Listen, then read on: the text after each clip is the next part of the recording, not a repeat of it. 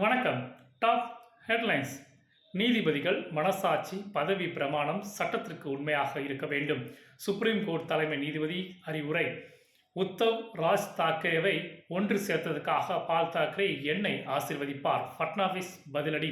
மாணவிகளின் பாதுகாப்புக்கு உறுதி வேண்டும். தமிழக அரசிற்கு நயனார் நாகேந்திரன் வலியுறுத்தல். இன்னும் 40 ஆண்டுகள் வாழ விரும்புகிறேன் சொல்கிறார் 90 வயதான தலாய் லாமா.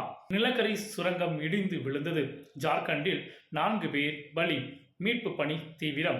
அதிவேக சதம் வரலாறு படைத்தார் 14 வயது வீரர் வைபவ் சூரியவன்சி.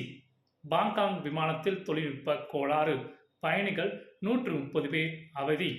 இஸ்ரேலுடன் பேச்சுவார்த்தை நடத்த ஹமாஸ் தயார். பயங்கரவாதிகளை ஒப்படைக்க ஆட்சேபமில்லை. பதவி இல்லாத பிலாவால் பிட்டோவுக்கு ஞான உதயம்.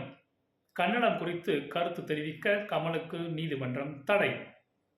வங்கி மோசடி வழக்கில் நீரவ் மோடி சகோதரர் நேஹால் அமெரிக்காவில் கைது. ராகுலை யாரும் மதிப்பது இல்லை. மத்திய அமைச்சர் பியூஷ் கோயல் பதிலடி. ட்ரம்ப் விதித்த காலக்கெடு ஜோதிடம் சொல்கிறார் ராகுல் காந்தி. நன்றி.